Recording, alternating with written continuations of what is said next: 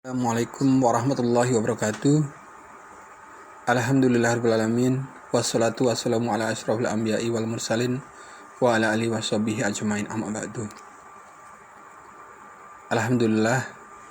Rabbi shrah li sadri wa yassir li amri wa hlul 'uqdatam min lisani yafqahu qawli. Anak-anakku semuanya yang insyaallah senantiasa berada dalam kondisi yang sehat, dan kalau toh ada di antara anak-anakku yang saat ini sedang sakit maupun keluarganya, semoga dimudahkan untuk mendapatkan kesembuhan. Anak-anakku semuanya, terkait dengan materi hari ini, tahfiz, Bapak tidak akan memberikan arahan untuk murojaah atau hafalan, tapi pada hari ini Bapak akan memberikan tausih atau kultum terkait dengan janji Allah kepada para penghafal Al-Quran. Anak-anakku semuanya, apakah anak-anak semua ingin mendapatkan janji Allah kepada kalian ketika kalian mampu menghafal Al-Quran? Dan apakah janji Allah terhadap para penghafal Al-Quran? Yang pertama, yang merupakan janji Allah bagi para penghafal Al-Quran adalah penghafal Al-Quran atau anak-anak yang hafal Al-Quran atau siapapun yang hafal Al-Quran telah disejajarkan dengan para nabi.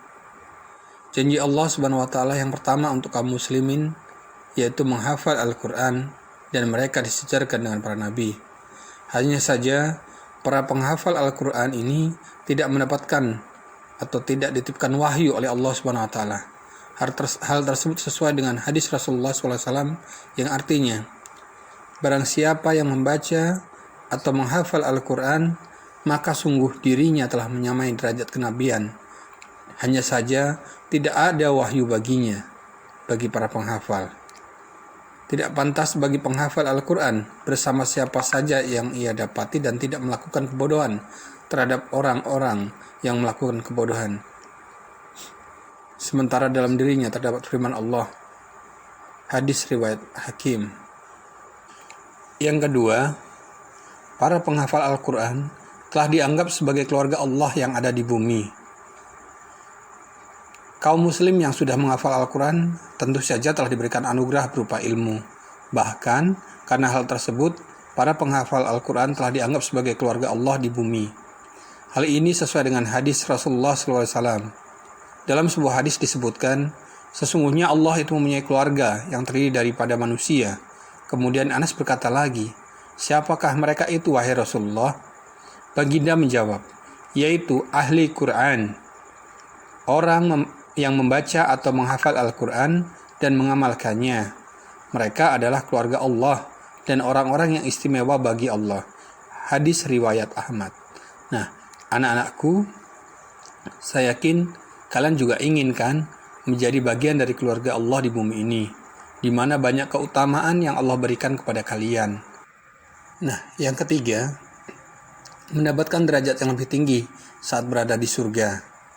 Selain dijanjikan telah dianggap sebagai keluarga Allah saat di bumi, ternyata penghafal Al-Quran juga mendapatkan derajat yang lebih tinggi lagi saat berada di surga kelak. Betapa banyaknya manfaat Al-Quran bagi mereka yang menghafalnya. Anak-anakku semuanya, inilah kesempatan kita. Inilah kesempatan kita untuk menjadi seorang penghafal Al-Quran.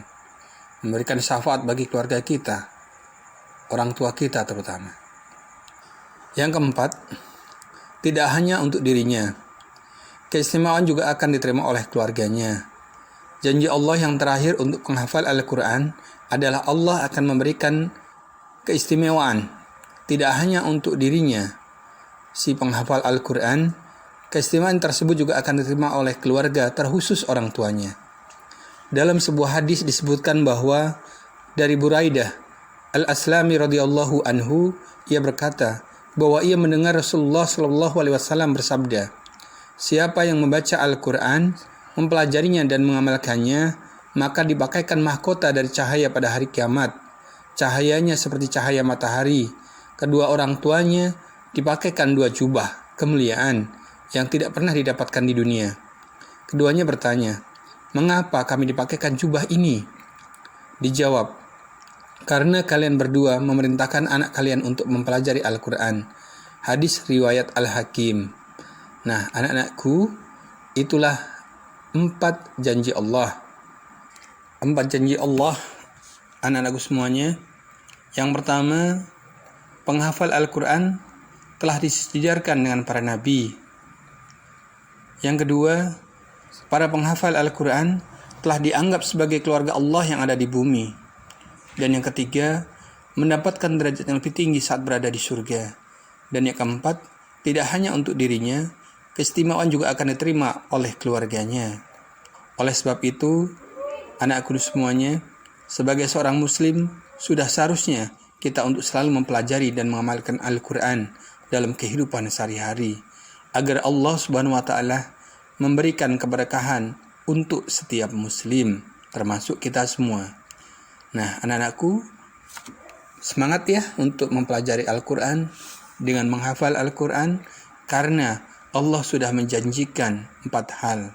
Semoga dengan demikian kalian tetap bersemangat untuk terus menghafal Al-Quran, semakin memiliki keinginan untuk menjadi seorang penghafal Al-Quran. Akhirnya dari Papa, saya akhiri. Assalamualaikum warahmatullahi wabarakatuh.